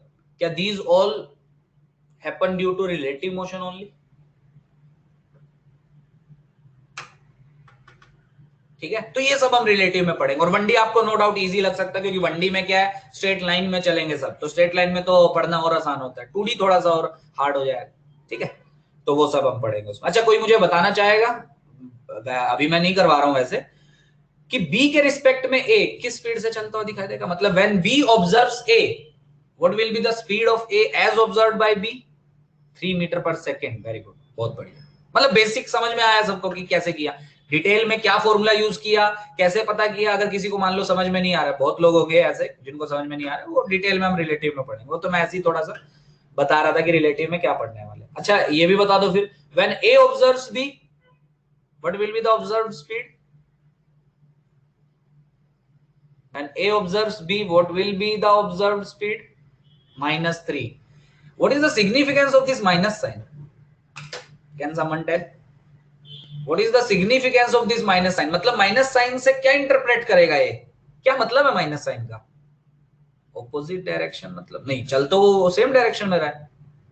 नहीं नहीं नहीं, ऑपोजिट नहीं, थोड़ा सा अच्छा चीज बोलो, लेस स्पीड, स्पीड कम है, ए इज फास्टर देन बी। मतलब नेगेटिव साइन का जो यहाँ पे मतलब होगा, सब ऑलमोस्ट सब सही है। नेगेटिव साइन का जो मतलब होगा वो होगा कि when A observes B, B उसको अपने पास आता हुआ दिखाई देगा, या वो ज्यादा स्पीड से उसके पास जा रहा है, तो ऑब्वियसली वो आपका जो रिलेटिव सेपरेशन है वो लगातार कम होगी, होगी कि नहीं होगी? ये जो मैंने केस बनाया है, क्या आपका रिलेटिव सेपरेशन कॉन्टिन्यूअसली कम होगी? Let's say initially they were separated by some 50 metre distance, क्या टाइम के साथ साथ ये 50 मीटर कम होगा? Obviously, because A is travelling at a faster pace, है ना। So A will overtake B after some time, कितने टाइम बाद, ये सब हम रिलेटिव में पढ़ेंगे। तो ये है रिलेटिव में, बोलो क्लियर है? तो ये बाद में हम पढ़ेंगे, क्लियर? ठीक है, तो अभी से समझ में आ रहा होगा कितना इंटरेस्टिंग होने वाला है। तो बहुत इंटरेस्टिंग है फिजिक्स, बस वो मजा लो, ठीक है, वो डेवलप करो अपने अंदर इंटरेस्ट, जितना जल्दी करोगे उतना आप तुम्हारे लिए अच्छा है, फिजिक्स उतना ज्यादा समझ में आएगी। ठीक, चलिए। अच्छा, एक चीज और मुझे पूछनी थी पूरी क्लास से, 2D स्टार्ट करने से पहले, क्या आपको सर ने बेसिक मैथ्स पढ़ाया होगा ऑब्वियसली 1-2 महीने, क्या उसमें आपको पाथ्स के बारे में थोड़ा सा बताया कि स्ट्रेट लाइन पाथ कब होता है? वो तो चलो आप 8th 9th 10th से पढ़ते आते हो स्ट्रेट लाइन, क्या आपको पैराबोला के बारे में बताया? पैराबोला, क्योंकि 2D में पैराबोला यूज होगा, बताया? अच्छा, क्या बताया पैराबोला के बारे में? मतलब पैराबोला इक्वेशन देख के, अच्छा कर्व्ड ग्राफ, सबको पता है ये चीज? ये चीज पता है सबको, पूरी क्लास को पता है ना? बिकॉज पूरे 2D मोशन में हमको पैराबोला के बारे में ही पढ़ना है, we have to study about parabola only. अच्छा, पैराबोलिक इक्वेशन कैसी दिखती है वो भी पता है आपको? क्वाड्रेटिक दिखती है, ऊपर किसी ने तो लिखा है क्वाड्रेटिक। मतलब क्या आपकी एक साइड डिग्री आपको 1 दिखती है एक क्वांटिटी की, और दूसरी क्वांटिटी की डिग्री 2 दिखती है, ऐसा होता है पैराबोला में? यस, ये तो सर ने बताया होगा ना, मतलब something like this, y square is equal to 4ax, where 4a is obviously constant and y is quantity on y axis, x is quantity on x axis। क्या कुछ ऐसी दिखती है पैराबोला की? डिटेल में आप मैथ में पढ़ोगे। Sir can you give a summary on parabola? तो देखो, बेसिकली जितना मुझे रिक्वायर्ड है मैं उतना ही बताता हूँ, जितना आप लोगों को रिक्वायर्ड है 2D में, मैं थोड़ा सा रिवाइज करवा देता हूँ। देखो, 2D में हम डिटेल में ये चीज पढ़ेंगे, मैं डिफरेंशिएट करके बताता हूँ। A is greater than parabola is upward, हाँ वो 4 डिफरेंट टाइप्स के पैराबोला आप पढ़ते हो, ठीक है, वो भी मैं अभी आपको डिफरेंशिएट इसमें डिफरेंशिएट करके बता ही देता हूँ। So first one is straight line graph, ठीक है, जिन्होंने पढ़ रखा है अच्छी बात है, उनका भी रिवाइज हो जाएगा। And second one is parabolic graph. और ऐसा नहीं है कि फिजिक्स में यही 2 तरह के ग्राफ आप पढ़ेंगे, फिजिक्स में आप सर्कुलर भी पढ़ने वाले हैं, सर्कल भी पढ़ने वाले हैं कि सर्कल का फॉर्म होता है, एक एलिप्स भी आता है, वो भी आप पढ़ने वाले हैं, पर इस चैप्टर में रिक्वायर्ड नहीं है, जब रिक्वायर होगा तब हम देखेंगे। ठीक है, तो इस चैप्टर में सिर्फ स्ट्रेट लाइन और पैराबोल। अच्छा, अभी तक आपके पाथ कैसे होते थे 1D जितना आपने पढ़ा, क्या आपके पाथ स्ट्रेट लाइन होते थे? यस और नो? अभी तक आपने जो पाथ पढ़े हैं वो स्ट्रेट लाइन ही पढ़े हैं, अभी तक आप पैराबोला पढ़े ही नहीं है, वो 2D में आप पढ़ेंगे, और कब बनेगा वो भी मैं बहुत अच्छे से आपको बताऊंगा। समझो सबसे पहले, so basically equation of straight line. और एक चीज मैं और बता दूं, किसी को अगर मान लो अभी समझ में नहीं आ रहा कि ये पैराबोला एकदम नया है, क्या समझे, बस एकदम बेसिक समझो। पता है इस पे पीएचडी करने वाले हो आप मैथ में एक चैप्टर ही आता है पैराबोला नाम से, तो तब आपको ये सब एकदम बच्चों वाली चीजें लगेंगी, ठीक है। सो स्ट्रेट लाइन की जो इक्वेशन होते हैं that is like this, y is equal to m into x plus c. I hope सबने 9th 10th से पढ़ी है, पढ़ी है?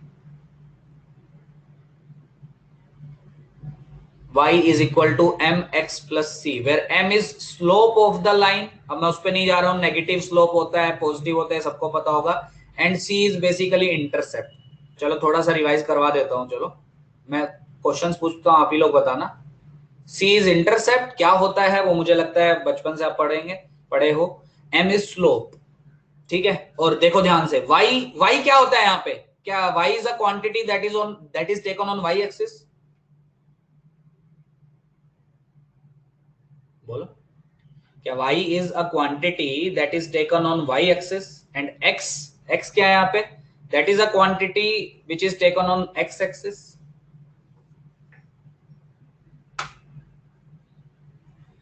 बोलो, ये तो जनरल है ना. y कुछ भी हो सकता है हमारा, x कुछ भी हो सकता है हमारा. जैसे सपोज, याद करो, समझना ध्यान से, मैं इसको रिलेट करता हूँ फिजिक्स से. याद करो, जब आपकी एक्सेलरेशन, समझना, जब आपकी एक्सेलरेशन 0 होती थी, वो भी आपने मंडी में पढ़ा होगा, क्या distance is given as speed into time, yes और नो, इफ एक्सेलरेशन इज 0. ठीक. सपोज समवन सेज कि आपको ग्राफ ड्रॉ करना है डिस्टेंस एंड टाइम में, कैसा होगा ग्राफ, स्ट्रेट लाइन, पैराबोलिक, या कैसा. You have to draw a graph between distance and time. कब, when acceleration is 0. कैसा होगा ग्राफ, क्या स्ट्रेट लाइन, मानते हैं सब, ठीक है. Because distance, let's say we take distance as inclined नहीं होगा, let's say we take distance on y axis, so this will be y. Speed कुछ तो होगी, कांस्टेंट होगी ऑब्वियसली, बिकॉज एक्सीलरेशन इज 0, तो speed will be constant. Let's say कुछ तो है, some value, let's say v. Time, let's say we take time on x axis, so this will work as t या x, sorry, मतलब x axis पे लिया ना, so this will be x. क्या this is equation of a straight line, y is equal to mx. ये sir ने graph में पढ़ाया भी होगा ऐसा तो. बोलो. So when we will plot v versus t curve, so this will, sorry, distance मतलब s versus t curve, so this will be like this. अरे ये तो पता होगा, ये तो सर ने बताया ही होगा, सब पता है. क्यों ऐसा हुआ, because in the equation of a straight line both x and y are having degree 1. मतलब y देखो, raised to the power 1, x raised to the power 1, दोनों साइड आपकी डिग्री 1 है, so graph will be a straight line. ठीक है.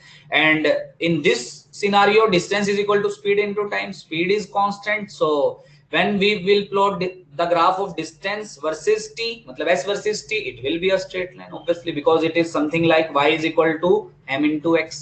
वैसे ही तो बना आपका y is equal to m into x. Slope क्या होगा इस कर्व का, कोई बता सकता है. st ग्राफ का जो स्लोप होगा वो क्या होगा, ये सब भी सर ने बताया होगा. v, very good. So here slope that will give you the velocity, वैसे सर ने बताया भी होगा. डिस्प्लेसमेंट वर्सेस टाइम ग्राफ का जो स्लोप होता है दैट गिव्स यू वेलोसिटी, पता है ना. तो ये था आपका स्ट्रेट लाइन के बारे में, जो मुझे लगता है सबको 9-10 से ही पता है, इसलिए इस पे ज्यादा बात करने की जरूरत नहीं है. सबको पता है स्ट्रेट लाइन कर्व कब होता है, ठीक है. पैराबोलिक कब होता है. अच्छा, let's say particle accelerated motion कर रहा है, मतलब उसकी जो एक्सेलरेशन है वो कांस्टेंट है, यूनिफॉर्मली एक्सेलरेटेड मोशन है, acceleration is constant. And again you have to plot graph between displacement and time. क्या इस बार वो स्ट्रेट लाइन होगा, जैसे पहले भी आपने डिस्प्लेसमेंट और टाइम में कर्व ड्रॉ किया था, वो स्ट्रेट लाइन आया था बिकॉज ए वाज 0. पर if a is constant something like 2 metre पर सेकंड स्क्वायर, क्या अभी भी डिस्प्लेसमेंट और टाइम में स्ट्रेट लाइन ग्राफ होगा, नो. बिकॉज अब जो आपकी इक्वेशन यूज होगी क्या वो ये होगी, यस और नो में बताना सब लोग. where u is initial speed, yes, and s is displacement, सबको पता है. a is acceleration. पिछले में सर ये क्यों हो गई थी, क्योंकि एक्सेलरेशन ही नहीं था, तो a was 0, तो displacement will be speed into time, तो वही तो हमने यूज किया वहां पे. या डिस्टेंस बोल लो, डिस्प्लेसमेंट बोल लो, वैसे बेटर वर्ड डिस्प्लेसमेंट ऑब्वियसली, सबको पता है. अच्छा, पर इस बार तो ऐसा नहीं है. अब ध्यान से सुनो, क्या अब एस और टी में जो आपका ग्राफ आएगा वो एक कर्व्ड ग्राफ आएगा, पैराबोलिक आएगा? ठीक है, अब ये कैसा आएगा वो सब शायद सर ने बताया होगा, नहीं तो हम धीरे धीरे क्वेश्चंस वगैरह में करेंगे। ठीक है, बिकॉज क्यों आया ये पैराबोलिक, बिकॉज देखो हम डिस्प्लेसमेंट को किधर लेने वाले हैं, वाई एक्सिस के ऊपर, टाइम को हम किधर लेने वाले हैं, एक्स एक्सिस के ऊपर। तो ध्यान से अगर आप देखो तो वाई की डिग्री आपको 1 दिख रही होगी, ठीक है, और एक्स पे जो क्वांटिटी हमने टाइम लिया उसकी डिग्री आपको 2 दिख रही होगी, दिख रही है, मतलब 1, एक साइड डिग्री आपकी 1 है, एक क्वांटिटी की डिग्री 1 है, दूसरी क्वांटिटी की डिग्री 2 है यहाँ पे। ये चीज क्लियर है सबको? बोलो।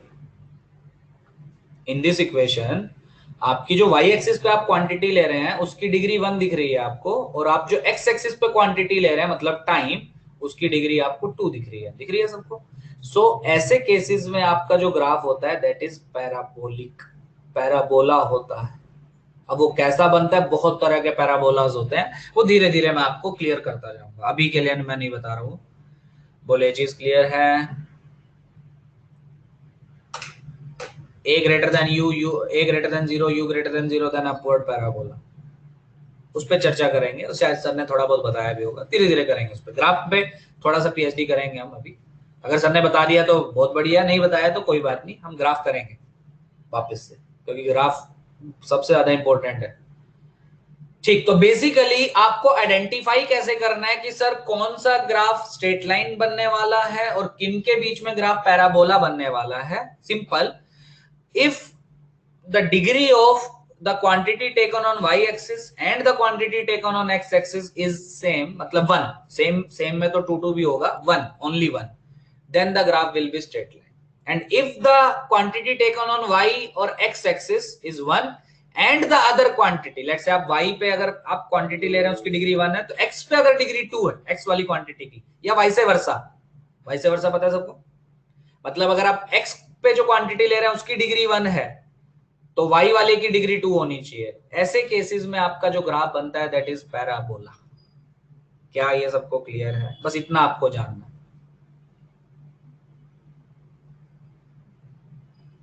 ये 4 क्या है?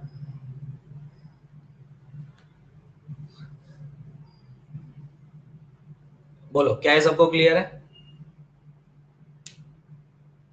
कोई भी डाउट है तो पूछो। हाँ, वो अलग बात है कि आपके पैराबोला बहुत तरह के होते हैं, ऐसा अपवर्ड होता है, डाउनवर्ड होता है ना, बहुत तरह के होते हैं, उस पर हम अभी नहीं जा रहे, नो डाउट। ठीक है, तो basically the general equation of parabola is like this, y square is equal to 4ax। देखो y पे जो मैंने क्वांटिटी लिया उसकी डिग्री 2 एंड x पे जो लिया उसकी डिग्री 1 है, ठीक है, एंड ये भी पैराबोला की इक्वेशन आप पढ़ेंगे, x square is equal to 4ay। अब क्या किया मैंने उल्टा, x पे जो क्वांटिटी है उसकी डिग्री 2 है एंड y पे जो क्वांटिटी है उसकी डिग्री 1 है। बोलो, is it clear to everyone?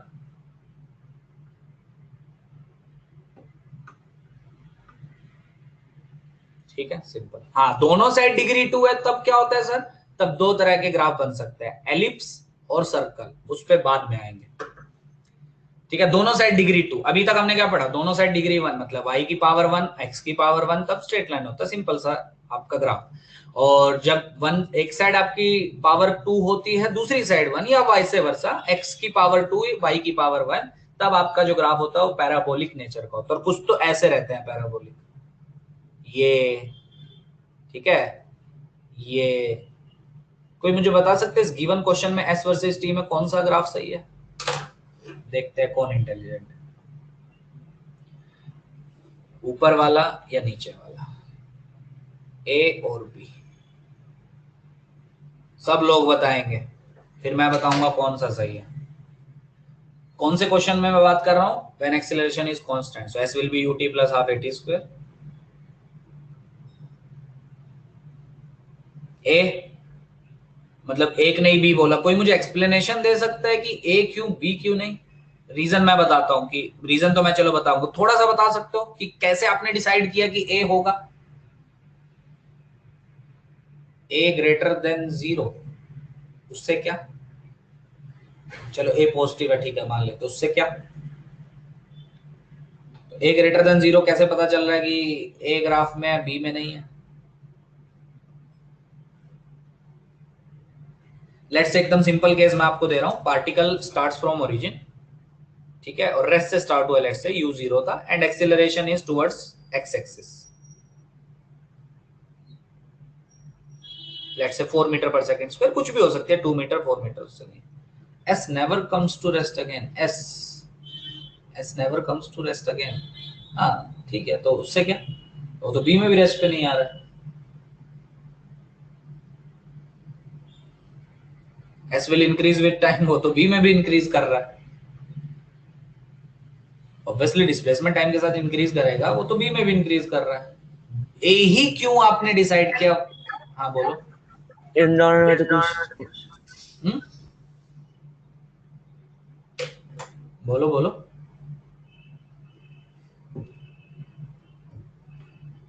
Upward parabola,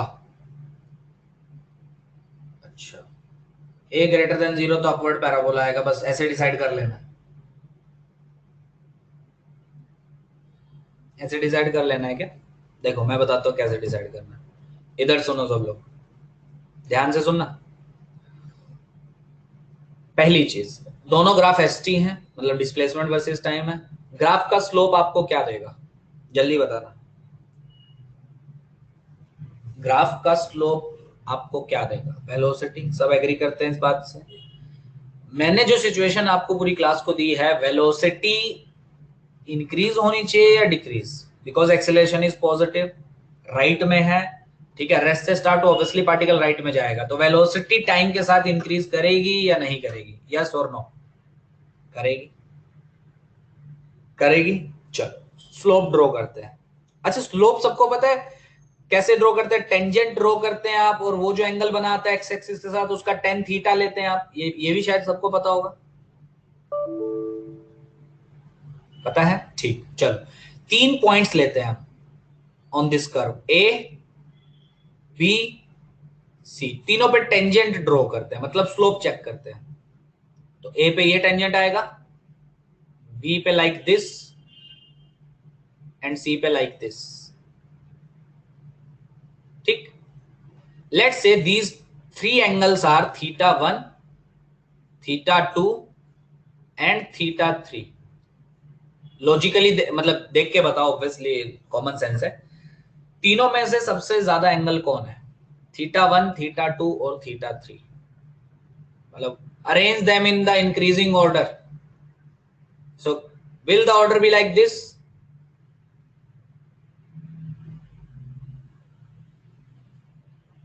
क्या ऑर्डर ये होगा करेक्ट ऑर्डर,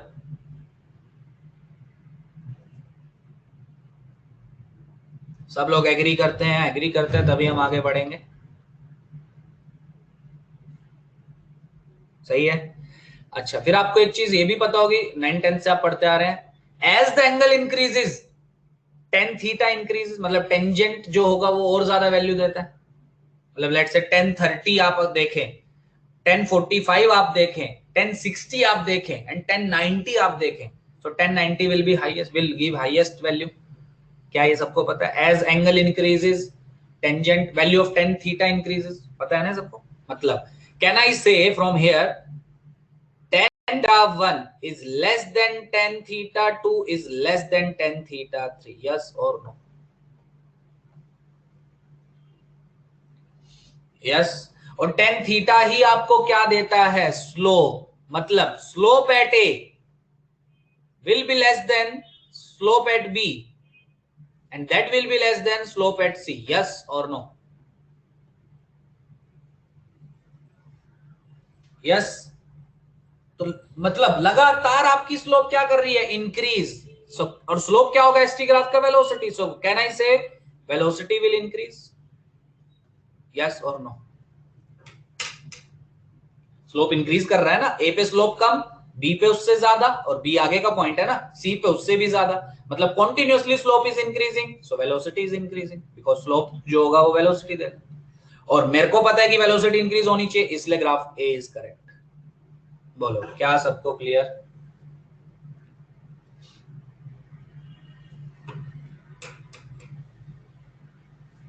ठीक। एक्सेलरेशन पे अभी मत जाओ कि सर एक्सेलरेशन पॉजिटिव है, तो उसमें फंसोगे तुम कहीं ना कहीं, ठीक है। मेन क्या है, आप एसटी ग्राफ ड्रॉ कर रहे हैं तो आप स्लोप से कंपैरिजन कर लो, अब आधे बोलेंगे सर बी गलत क्यों है, वो प्रूव करते हैं। चलो let's say again we take 3 points on this curve A B C, और कर्व पे जैसे जैसे हम आगे जा रहे हैं पॉइंट्स ऐसे ले रहे हैं। ए पे ये है आपका, अब मैं लिखूंगा नहीं, अब सिर्फ आपसे पूछूंगा, बी पे ये टेंजेंट दिखेगा आपको, एंड सी पे तो और ऐसा दिखेगा अजीब सा, something like this. Let's say this is theta 1, this is theta 2 and this is theta 3। अब बताओ सबसे ज्यादा कौन?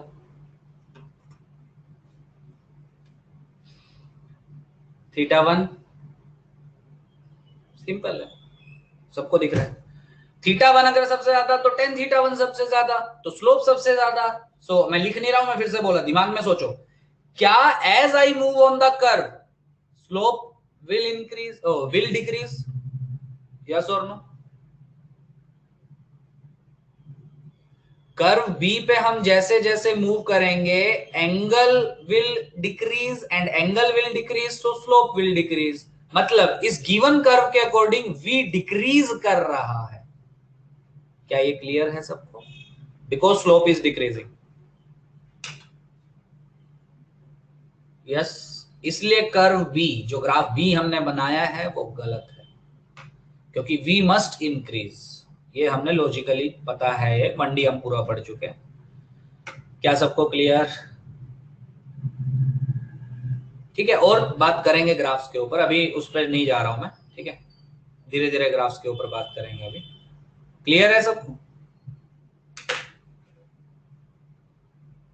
ठीक है, और कैसे ग्राफ्स देखते हैं वो मैं और टेक्निक्स आपको सिखाऊंगा। ठीक है, अभी के लिए नहीं, अभी के लिए बस इतना ही आपको पता होना चाहिए। चलो देखो अब ध्यान से, अब सोच के मुझे एक चीज बताना। 2D स्टार्ट कल करेंगे, मैंने आज भी बोला था आज स्टार्ट शायद ही हो पाएगा, सिर्फ थोड़ा सा आज डिस्कशन करेंगे। देखो, क्या मेरे पास केवल दो सिनारियो हो सकते हैं? मतलब हमने जो इसमें पढ़े हैं, सुनना आप ध्यान से, तुम लोग सोच के बताना है, काफी अच्छा कंसेप्ट है यहाँ पे, काफी अच्छा कंसेप्ट सीखने को मिलेगा आपको। Let's say acceleration is constant, let's से सपोज एक्सीलरेशन इज कांस्टेंट। ठीक है, ये आपका कॉमन चीज है, जो मैं दो अलग अलग चीजें आपके लिए नीचे लिखूंगा, ये कॉमन है दोनों में, एक्सीलरेशन इज कांस्टेंट।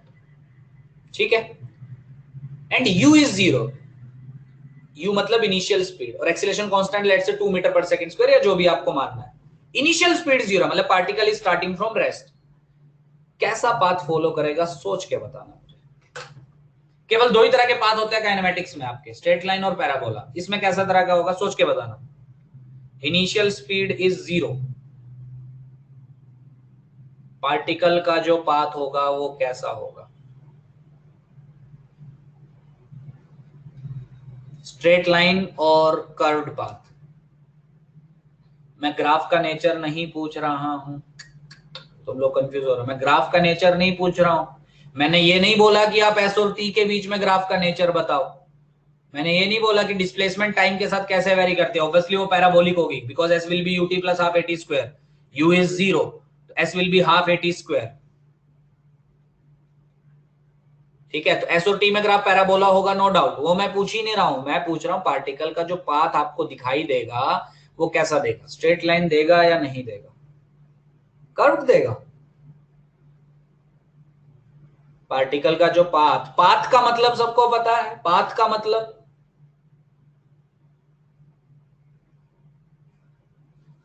पाथ का मतलब सबको पता है, स्ट्रेट पाथ दिखाई देगा। अरे यार, मतलब तुम पूरा वनडी पढ़ चुके हो, तुम लोगों को ये नहीं पता? खुद बताओ दो, ये तो तुमको खुद से पता होना चाहिए था ना। सुनो इधर, ध्यान से सुनना। Let's say particle is starting from origin and from rest, मतलब u is 0, and it's acceleration is directed towards x axis. क्या पार्टिकल x की तरफ ही जाएगा, ऐसा पाथ करेगा फॉलो, यस और नो? यस। और स्पीड कॉन्टिन्यूसली इंक्रीज होगी, नो डाउट, उस पर मैं बात नहीं कर रहा, वो सबको पता है, स्पीड विल इंक्रीज कॉन्टिन्यूसली, पर जाएगा तो ऐसा। पाथ का मतलब क्या होता है? क्या y और x के बीच में जो आप ड्रॉ करते हो वो वाला, यही होता है ना पाथ का मतलब।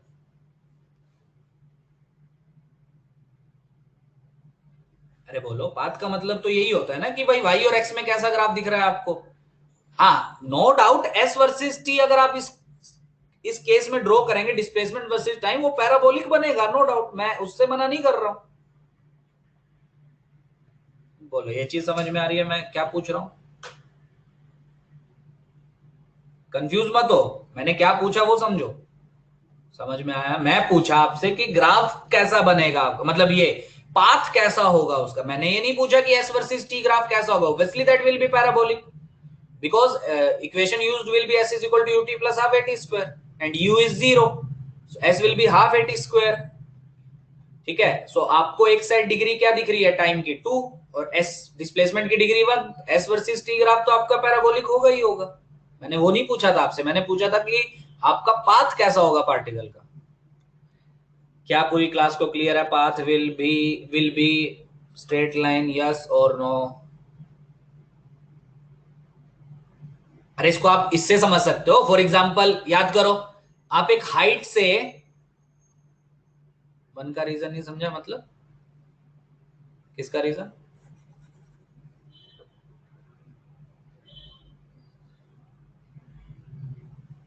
किसका रीजन बोलो ना। 22 हो गया। चलो ठीक है, मैं अभी अभी इसको एग्जांपल से समझाता हूं आपको। देखो लेट से आप एक बिल्डिंग की हाइट, मतलब बिल्डिंग के टॉप पे गए एंड वहां से आपने पार्टिकल को रिलीज किया। लेट से u इज 0। समझना मेरी बात, अब मैं जो बोल रहा हूं उसको मैं जनरलाइज कर, मतलब उसको मैं एक एग्जांपल से बता रहा हूं। लेट से आपने पार्टिकल को ऐसा ड्रॉप कर दिया बिल्डिंग के टॉप पे जाके, ठीक है, u इज 0। एक्सेलरेशन क्या पूरे मोशन में कांस्टेंट है? यस और नो? फटाफट बोलो। Is acceleration constant through out the motion? Yes. Assumption मैंने अभी अभी आपको बताया भी था कि एजम्पशन लेते हैं कि इतनी हाइट पे आपका चेंज नहीं होता, तो पूरे मोशन में एक्सेलरेशन जी है। तो वही मैंने देखो ऊपर मैंने सिचुएशन क्या लिखी है, ए इज कांस्टेंट। ऑब्वियसली जितनी भी डिस्कशन अभी चल रही है इस स्लाइड पे वो ए कांस्टेंट मान के चल रही है। ए वेरिएबल है, उस पर बात ही नहीं हो रही है, ए इज कांस्टेंट। ठीक है, अच्छा ध्यान से सुनना मेरी बात। क्या पार्टिकल का पाथ ऐसा होगा?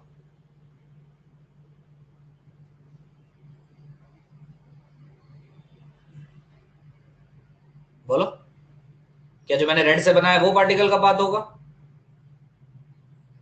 क्या ये होगा?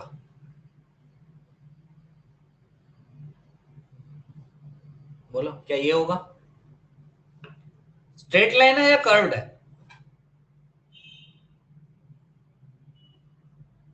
बोलो, स्ट्रेट लाइन है। पर इसका ये मतलब थोड़ी है कि डिस्प्लेसमेंट टाइम के साथ उसका भी ग्राफ स्ट्रेट लाइन होगा, वो थोड़ी, वो तो पैराबोलिक ही होगा इसमें भी। पर पाथ तो स्ट्रेट लाइन है ना, वो पूछ रहा था मैं इसके। बोलो क्लियर हुआ?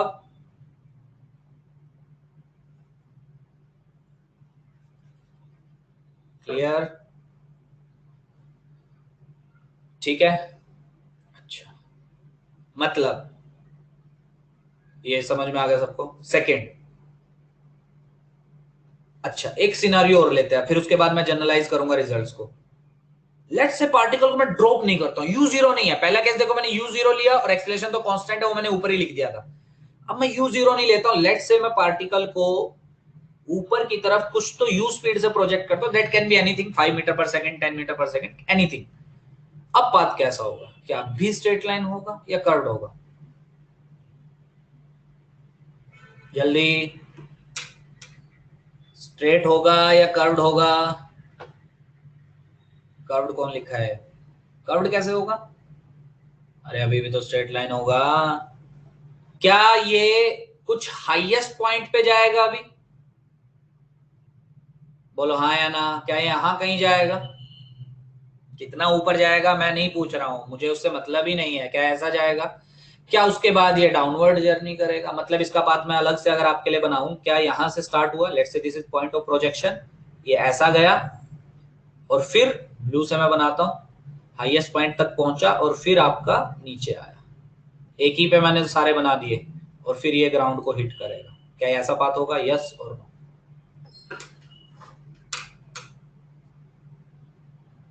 यस, स्ट्रेट लाइन है या नहीं है? स्ट्रेट लाइन है।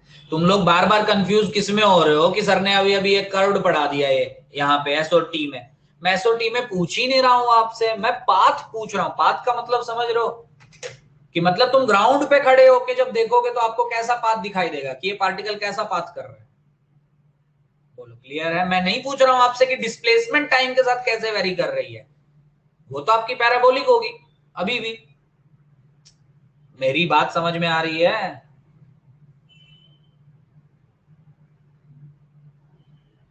क्लियर हो रही है? पक्का? अच्छा, थर्ड, अब मैं यहां पे फिर से डायग्राम बना रहा हूं। बिल्डिंग की हाइट पे मतलब टॉप पे मैं अभी भी गया, 4 मिनट बचा है देखो, और मैंने ऊपर से नीचे प्रोजेक्ट किया किसी यू स्पीड से, रिलीज नहीं किया, रेस्ट से नहीं छोड़ा, मतलब यू जीरो मैंने किया ही नहीं। यू जीरो केस 1 में किया मैंने, केस 2 में मैंने ऊपर स्पीड दी, केस 3 में मैंने नीचे। अब पाथ कैसा होगा?